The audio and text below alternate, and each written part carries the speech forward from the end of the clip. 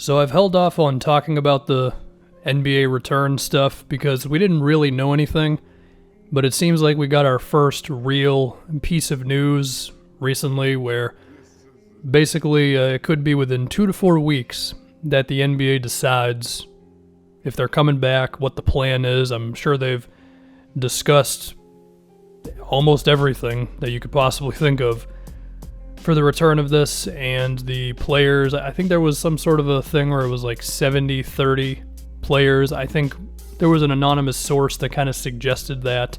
Of course, a whole bunch of star players had like a Zoom call that it seemed like they all, they want to get back to it if it's safe enough and all that. And while I, of course, would love for basketball to be back, and I'm not going to fault you for having optimism, this is a massive hurdle that is not all the way in the NBA's hands. I mean, it's impossible to talk about this without getting a little political, and I, of course, have not talked about politics ever on this channel, and that's never really my goal, but we're playing catch up in America right now. Okay, the number of tests and the lack of unified approaches to this, it makes it tough. It makes it tough for an undertaking such as this, where you're putting everybody probably in one spot.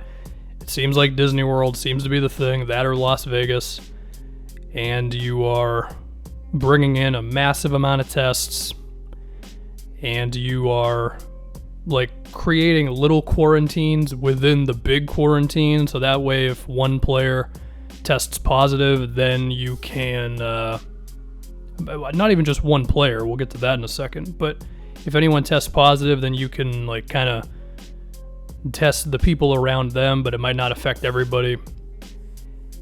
This is tough. It's going to be very difficult, and there's no guarantee that things will be better the longer you wait. I mean, places are opening up. Now, that being said, Disney World is pretty unique in that it's effectively its own city, so you really could kind of cut it off from the rest of the world. But it seems weird to me that there could be an idea in which, we're just overboard in terms of trying to deal with this thing, and hospitals are they just don't have the capacity for it and all that stuff, and then there's a kosher NBA playoff happening amongst all of that. I guess it's possible, but it seems difficult, not just in terms of, the obvious thing, which is getting everybody there and having enough tests and all that, but it's also the fact that there needs to be a crap ton more tests so you're not super messed up for taking them from other people. Because I think, this whole thing, it creates a morality thing, and people are going to fall on different sides of it. Personally, I'm of the idea that if it's between the NBA coming back and just regular people needing resources, we got to go with the regular people on this one, you know what I mean? But not only that, like, there's so many other things, like, can we trust all the people who would have to go into this, the term that's been used is bubble. Can we trust everybody in that bubble to behave themselves? How do I know that some random camera guy isn't going to leave the area to get pizza or something? Or if they want to go see a friend of theirs, and that people would try to sneak in to the Disney World thing. There's no way it wouldn't happen. And just the sheer amount of personnel, because you're talking 30 teams, or it could be 16 if they just went right to the playoffs, but you could be talking even 16 teams. I mean, that's 13 players a team. Each team's got like 10 coaches or something, and then you're talking about trainers, you're talking about referees, video people, broadcasting people and all that. And it's tests. I think it's every day or something. Like, just the sheer amount you would need is just a lot.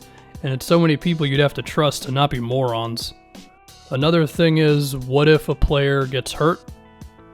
Like, what if somebody, I don't know, it could be a serious injury, like a torn ACL, it could be something light. Are you going to be able to bring in enough training equipment into that? I mean, I would imagine you don't want to send a player to the nearest hospital. I mean, there's a chance, there's a world in which this thing mutates into being effectively nothing, but it certainly hasn't happened up to this point, so I don't think it's the best idea to just hope that will occur. There's going to be risk regardless of what happens, or if they decide to do it, I should say. Because you could do everything right, and it could just still happen. It only takes one. That's the thing that we have learned from this thing, is it only takes one. One person near other people, there you go. Now it's spread like crazy. Another question I have is if we are actually getting basketball and we're playing, if somebody tests positive, I know the idea would be that you quarantine that specific player, but what if it's LeBron or Giannis or one of those guys? I mean, the easy answer is you quarantine him for 14 days and that's it, but what if it's round 2 of the playoffs and suddenly Giannis can't play for 2 weeks? Like, do you give him special treatment? I don't know what you do there.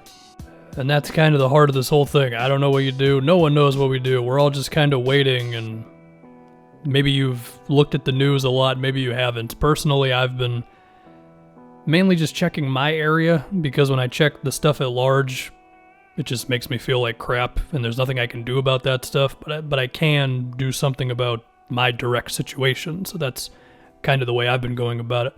I guess in an attempt to be more optimistic, is it possible that we could have a mass influx of those instant tests that have been talked about a little bit? That would certainly help. I mean, I actually don't know what test the NBA players would get. Would they get the one where they poke your brain with the Q-tip? Because I've seen that on Facebook and something else. So yeah, I think that's all I got in terms of if it would come back or whatever. Another thing to think about just with the event itself, if we've decided basketball is going to be played in terms of the regular season, the playoffs, I don't totally know. But the event itself, the one thing that's talked about is, Disney World already has courts. I haven't heard for Las Vegas. I would assume they'd be using the Summer League courts. I don't know. Maybe it'd just be a couple of hotels and you would just make a basketball court out of the event part of the hotel. I don't really know what the option is there. But yeah, to talk about the event itself and the watchability of it and whatever. Would it be possible to still have people in the crowd? It would have to be like other players and stuff, but like Adam Silver's goal is to have daily testing. And I guess an empty arena besides the 2 teams playing is safer than just having another person in there. I understand that. So I don't really know what the solution is. Maybe it's just we're watching 2 teams and there's nobody in the crowd. Maybe it'd be possible to have them in there anyway, because if everybody's already being daily tested, then maybe it wouldn't be a problem. Don't totally know. Don't know what the answer is there.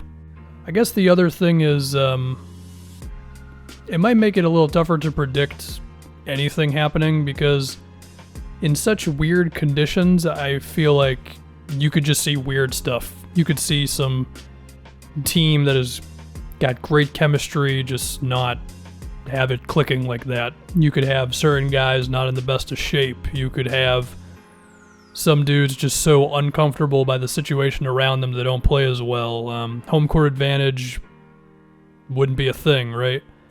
And as a result, I just feel like we should kind of open up the possibility of anything happening. Now again, this is something I would dive into more if we're actually going to get basketball, but here's an example for you. Bucks Magic would be round 1. Okay. Under normal conditions, I think the Bucks would sweep Orlando. What if under these new conditions, it goes to a game 7? Because the Magic, who are nowhere near as talented as the Bucks, are just tough and physical, and the Bucks can't make a shot because everything is so different. You know what I mean? And I understand that saying just because things are different, the teams would play worse. Like, it doesn't really make sense to me. But this is such an outlier situation. It's like, what if we got an 8th seeded Knicks situation going on, It would just be very weird. All of it would be very weird, and when you throw weird into the equation, you might get some weird playoff outcomes. That's all I got on this whole thing. In 2 to 4 weeks, that's apparently when we're gonna get news.